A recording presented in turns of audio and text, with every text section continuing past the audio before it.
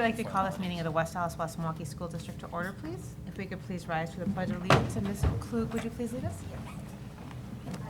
Allegiance to the flag of the United States of America and to the republic for which it stands, one nation, under God, indivisible, with liberty and justice for all. Thank you. And could we please do the roll, Suzanne? Yes. Mr. Sikich. Present. Mr. Schultz. Present. Mr. Lee. Here. Mr. Ustra. Here. Mrs. Justum is excused. Ms. Klug. Here. Mr. Bailey. Present. Mr. Keller. Here. President Emmons. Here. Proper notice of this meeting has been posted in accordance with the open meeting laws of the state of Wisconsin. Do we have any additions or modifications to tonight's agenda? I have nothing. Okay, members? All right, we'll move on to public comments. And then we will move on to no public comments this evening. So we'll move on to item 7, the superintendent's report. Dr. Lexman. Great, thank you. And we'll start with 7.1, the report from Nathan Hale High School student representative. So introduce yourselves again and share your report. Hi, I'm Nick Powers. I'm Shakira Buford. First of all, Happy New Year to the school board, and we're looking forward to a great 2020. It's hard to believe. First semester is already over. Exam week is fast approaching, and planning and preparation for the 2020-2021 school year is already underway. Our 9th, 10th, and 11th grade parent information scheduling night is tonight at Hale, followed by students being involved in homeroom activities regarding the scheduling process, using what they have learned about themselves, their interests, and strengths through the academic and career planning programming to help make course selections. In addition to this, on Wednesday, January 22nd, incoming 8th graders from all 3 intermediate schools scheduled to attend Hale next year will have the opportunity to participate in the annual Husky Nation Expo as part of our transition programming to familiarize them with our school club's activity, athletic opportunities, and course offerings. They will be bussed over from their schools at 11:30 to kick off the event in the auditorium with general school overview. Then the students will be released into 3 smaller groups to attend the club organization athletic fair in 3 25-minute rotations. Students will freely rotate through the area, approach tables with our student leaders, and inquire about their activities. It is our hope to get students excited about joining Husky Nation and getting involved in our offerings next year.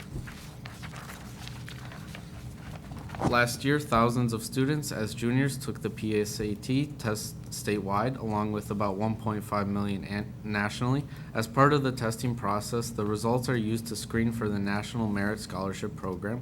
We are proud to announce that one of our Nathan Hale High School seniors has been recognized for their exceptional academic promise demonstrated by outstanding performance on this qualifying test for this competition. Alyssa Noseworthy has been selected as a commended student in the 2020 National Merit Program.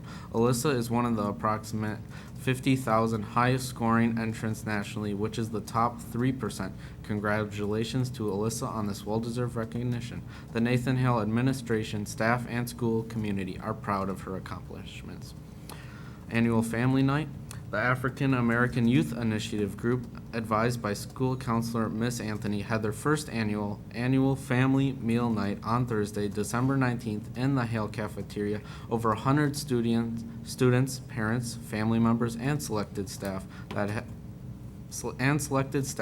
each student invited joined together for an evening of community building, including enjoying a variety of delicious food representative of the student's home culture or family tradition, engaging in authentic conversation, breaking down barriers, and a Kwanzaa presentation by Milwaukee County District Supervisor Supreme Moore Omakunde.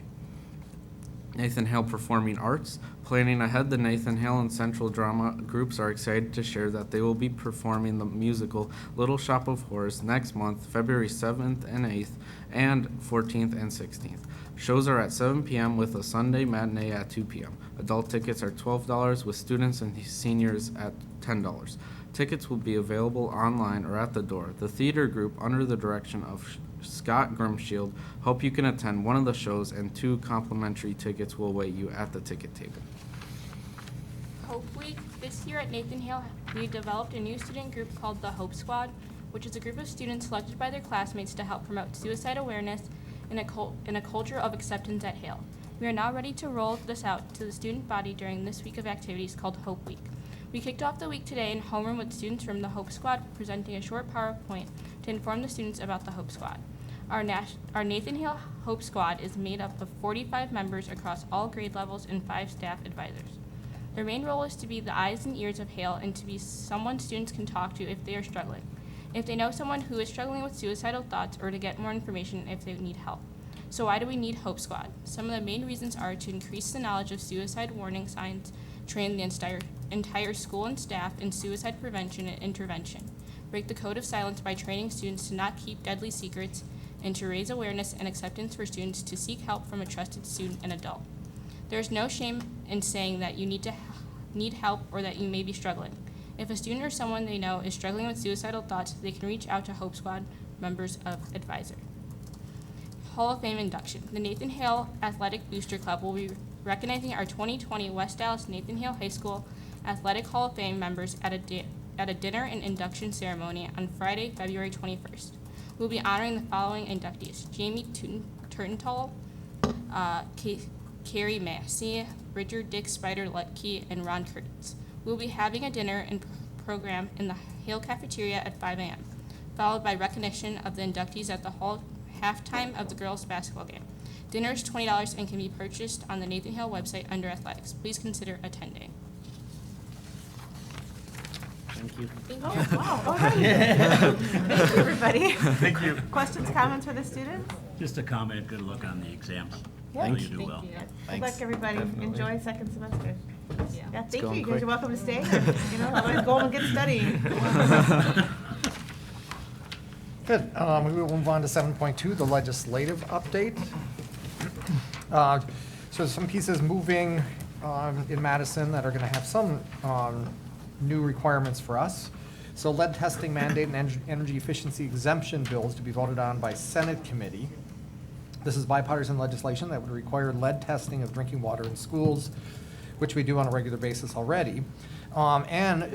This would reinstate a revenue limit exemption for energy efficiency projects, and that'll have a committee vote on Wednesday. So the lead testing mandate requires school boards, operators of charter schools, private schools that participate in the parental choice program or the special needs scholarship program to test all potable water sources in schools for lead concentration at least once every 3 years. So under the bill, if the result of a test of a potable water source in a school show a concentration of lead that is greater than the concentration considered safe for drinking water under the Federal Safe Drinking Water Act for lead contamination, there's a set of prescribed actions in the bill. The bill also provides for loans for lead remediation in certain schools and an exemption to referendum restrictions for lead remediation. In the energy efficiency exemption bill, this bill makes a number of modifications to the energy efficiency exemption, including, among other things, removing the restriction that the school board must have passed a resolution before January 1, 2018 to utilize the exemption. And under the bill going forward, if a school board adopts a resolution, it would be able to utilize the energy efficiency revenue limit adjustment subject to a number of new requirements in the bill. And if the board recalls, we did this the last time it was available to school boards, right? So we're just completing and really wrapping up our energy efficiency projects. McKinstry is our provider in that one. And then at the federal level, the U.S. Census, the start of a new decade means it's once again a time for the U.S. Census. This once every 10-year national population count is important to schools and communities because the results will be used to allocate future state and federal funding and to redraw new election districts for local, state, and national races and new wards for cities, villages, and towns. The goal of the Census Bureau's 2020 census is to make sure every person in the U.S. and Wisconsin is counted. This will be the first census that will allow people to respond online. The goal is for 60% of the population to return the census form online. However, everyone will always have the option of responding to the census using a paper form or over the telephone. To address the challenges that lack of internet and broadband access may pose for some residents, some communities are making special efforts to provide internet kiosks at public libraries, community centers, municipal government buildings, or even schools. We'll keep you posted on any support that we provide as a district. And if you're visiting schools in the main office, and we did this last year or the year before, a translation station. So we have a device that's available in each office, and it could also be a device that parents could use if they want to take the census, because it's always available. It's the only thing it gets used for. And then going on to 7.3, district recognitions. Department of Public Instruction, Adult School Crossing Guard Recognition Week is from January 13th through the 17th of 2020. Wisconsin's adult school crossing guards provide an invaluable service in helping to ensure the safe passage of our youngest, most vulnerable pedestrians. They serve with dedication and care in the rigors of harsh weather, split shifts, and heavy traffic, and we're thankful for our crossing guards and the support they provide for kids. At General Mitchell Elementary School, Principal Ryan Johnson, Counselor Diane Dahm, and speech language pathologist were awarded a $15,000 grant from MMSD, Metropolitan Milwaukee Sewerage District, to design green infrastructure improvements for school grounds. So what that means is they're going to go through a design process to try to create some infrastructure on site that would also help with stormwater runoff remediation. And so that's really MMSD's interest in this, is to limit the amount of stormwater that goes into the system that has to be cleaned. And so trying to develop, even on school sites now, some stormwater remediation. So I look forward to seeing what that produces for us. At Walker Elementary School, fourth grader Kendall Richter collected 602 pounds of food for the Hunger Task Force in Milwaukee. The Journal Sentinel Southwest Now featured an article about her on December 17th of last year. Nathan Hale High School, in January 2020, Zachary Beeksma, choral director at West Allis Nathan Hale High School, was selected to be part of a choir that is recording an album of new music by British composer Patrick Hawes with the Same Stream Choir in Philadelphia, Pennsylvania. So that's really cool for Zach. West Allis boys diving team are the Woodland Conference relay champions for the second year in a row. The team consists of, juniors Sebastian Wickers, Tristan Sawyer, and freshman Jacob Schwartz. From Recreation and Community Services Department, special thanks to the Recreation and Community Services for their leadership with the City of West Allis Christmas Parade and the 2019 annual Children's Target Holiday Shopping Event. Over 800 children were invited to participate in the 2019 annual Children's Target Holiday Shopping Event, and over 450 district staff and students volunteered their time to make it a success. Also in Recreation, Bobby Foreman, Program Manager, and Amy Williams, Site Director for the Irving Elementary School Action 330 program, and Patty Sebecki, Site Director of Frank Lloyd Wright Intermediate School Action 300 program. We're thanking them for hosting staff from the Oak Creek Franklin School District who are interested in learning more about our program operations and implementation. And then from our district music programs, special thanks to all of our orchestra, band, choir teachers for working with their students to present holiday concerts. We appreciate our music teachers and all they do, especially during the holiday season. Holiday concerts help all of us make the season merry and bright. Special performances included Shining Strings from FLW and Lane at the Tripoli Shrines Festival of Trees. Shining Strings also performed Kids to Kids event at Village of Manor Park. And Lane Intermediate School, FLW Pop Strings, Wildcat Voices, and Shining Strings performed at Barnes & Noble for a PTA fundraiser. And then Horace Mann's School, FLW, and Nathan Hale choir students performed for the West Allis tree lighting ceremony. And finally, Nathan Hale and Central High School bands marched in the West Allis Christmas Parade. And just to give the board and the community just the rundown of all of the concerts that happened during the holiday season, I'm not going to repeat them all, but the list is impressive. And then just a couple updates from me. That's 7.4 on our agenda. So there were no public comments on December 16th, so there's nothing to follow up there. In the facility planning process, the request for qualifications, those evaluations continue with some interviews, and there'll be recommendations coming forward to the board soon. We're still looking for staff and community members to serve on FACT. That's the Facility Advisory Community Team. Then out in schools, I'll be getting mid-year reviews with all principals in the coming weeks, so we're right at the semester time, so it's time when I sit down with all principals and talk about how the year is going. And then our teacher compensation committee, that's meeting January 21st, January 30th, February 6th, and February 20th, and I just wanted to report to the board that work is moving, and we're trying to really get this done by the end of this school year. And then the strategic plan leadership team actually meets tomorrow, and that's going to be working with the feedback that the board provides later this evening in the workshop on the new draft of our strategic plan. And that concludes the superintendent's report. Thank you very much. All right, we'll move on to item 8, the board calendar. So tonight, January 13th, we have a regular Board of Education meeting, and immediately following, we have 3 workshops tonight on open enrollment seats, on early entrance to Dockey High School, and on the strategic plan update that Dr. Luxman just referenced. On January 20th, starting at 6 p.m., we have a facilities workshop. On Monday, January 27th at 6 PM, we have a regular Board of Education meeting. And then on Monday, February 10th at 6 PM, we have a regular Board of Education meeting. Do any board members have any community events to update? Dan? I just, excuse me, I want to make a couple comments. First of all, I'd like to thank the students, the staff, teachers for attending the Target Children's. And second, I'd like to thank the teachers and staff over at Walker.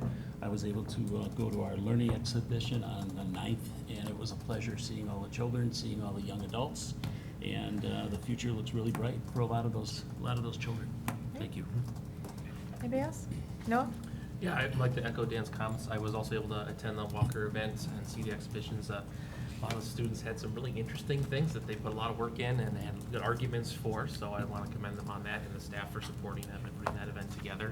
Also want to congratulate the winner of the Madison Elementary Spelling Bee. I was able to attend that, and I tell you, some of those words, I had to think a little bit myself about sometimes when they were like, how do you spell that again? So just wanted to commend them and the staff for putting that on.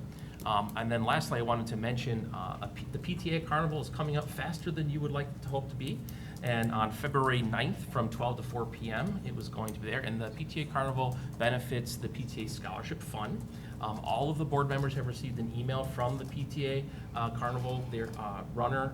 They're looking for us to volunteer some time. So if you're able to volunteer even 30 minutes in that time frame, if you're able to do that, please either respond to the email or you can reach out to the PTA Carnival president. The carnival is held at Central. Correct. And that's all. Thank you. Everybody else? All right. We will then move on to item 9, the consent agenda for the evening. There are 3 items. Item 9.1, the approval of the minutes from the December 16th, 2019 regular Board of Education meeting. Item 9.2, the employment summary, and item 9.3, the supplementary contracts. Does anyone need anything separated? If not, we would look for a motion. Move to approve. Second. Moved and seconded. Any additional comments or questions? If not, all those in favor say aye. Aye. Opposed? All right, move on to our action items for this evening. Item 10.1, the updated human growth and development parent communications for 10th grade. Mr. Hingle. Hello.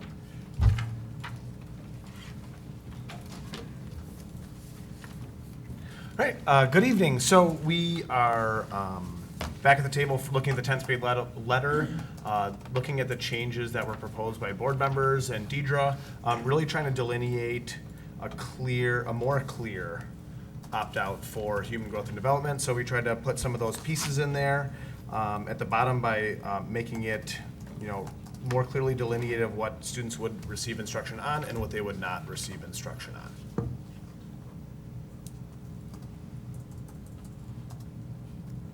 Comments, questions? No? Go ahead, Noah. Does anyone else have any comments before I give comments? Okay. So first of all, thank you very much for your work with the committee and taking the comments that I had last time into account for coming back with this letter again. I appreciate it. It is more clear as to what's going to be in each part of the class, so that's definitely helpful. I think it's helpful for the parents too. My biggest complaint about this whole thing is that we're still talking about abstinence-only education in the opt-out. Now, I want to be clear, I have no issue with an opt-out. I understand that's a requirement, and I have no problem with it whatsoever. My concern is with the fact that we are still teaching an abstinence-only centered education in this opt-out. I was hoping that we would teach something that would be more focused on, healthy relationships, and I'm actually surprised to see that reproductive systems is not taught in the opt-out class because, I think they should know that regardless if they're going to be using them or not, they should know what they are and how it works and that sort of thing. So I was kind of surprised. I don't know if that's something that was discussed in committee about removing We have that? not. So at this point, we've just designed the letter for what we currently have in our curriculum, not and then we are starting to look at curricular resources over the next few months. So based on what curriculum exists Is and what this the right now? course would That's look what the like, Right, that's what the Because we letter haven't approved reflects. a new curriculum or Yes. adopted any new curriculum as of yet, because that all got delayed with the need to get some of the communication together and work with the committee. So that's the next step, is to review what's actually taught within the curriculum as we come forward with a curricular resource adoption for health for next school year. So that one will still be coming forward yet this year, which then may change some of what is recommended in the communication going forward. But we have to work with what we have right now, because we haven't actually approved a different or an alternate or another curriculum. And that is a core resource touched by all students, so that is one that gets approved by our school board. So that may change when we get updated materials. Okay. And some of the anatomical pieces, all students would get in 9th grade in biology. Okay. So what is the difference between the reproductive systems taught in 9th grade and what is taught in the 10th grade? It's the purpose and intent of the conversation that you're having is what the reproductive, you show the anatomical pieces in the biology, and they know, and that's part of the discussion. Okay. In this course, it's wrapped around the idea that, about the intimate sexual relationships with other people, so. I see. Okay. So, I guess, my basic issue is that, the fact that it's still Epson-centered, I wish we could strip that out and just teach the other stuff, basically, that wasn't focused on the sexual relations portion of it. And so, because of that, I'm gonna vote against this, because I feel strongly for it. I don't think it's well, I know it's not best practice, and I wish we weren't including it. I look forward to being able to see whatever new adoption is put in place, so we can flesh this out and make it, make the opt-out as educational as possible, but still, not including it if not. And the only thing I would request is, once this happens and we see, if we could get some numbers about how many opt-outs were actually received based off this communication, that I'd be interested to know that. Okay, fair enough. Any other comments or questions for our team? If not, then we would, Dan, go ahead. Yeah, I just wonder with this committee, what were some of the ideas of some of the people from the community, if there were any, In terms of the communication, in terms of the program? we have just started to get into what is actually being taught. So our main focus for our first 3 meetings has just been communication and making it, like I said, more parent-friendly.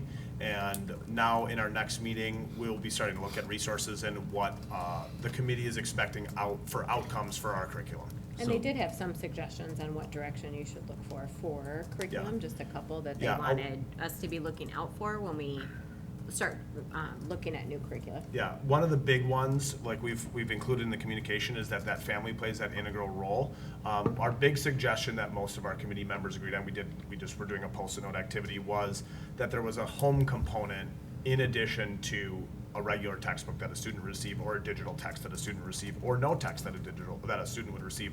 But it was having some touch points for that common language between school and home, and recognizing that the family was the first piece of education for all of our students. Yeah, because I know that there was one committee member that was adamant about seeing some changes made in regards to not just communication, but how this all rolled out. Yep, those are our next steps, yep. Yeah, and that person has been, some of our community members who came and spoke in open comment have been part of the committee Correct. and welcome to Correct. share their opinions with the rest of the No, group. I appreciate you inviting them. Yeah. Thank you. Any other comments or questions for our team? If not, we would look for a motion. Move to approve. Second. It's been moved and seconded. Any additional comments or questions on the letter? If not, all those in favor say aye. Aye. Opposed? Nay? Okay. All right, thank you very much. All right, so we will have a 5-minute break. We'll be at recess, and while we break down and get ready for our 3 workshops for this evening, so 6:30 we'll reconvene. Thank you, everyone.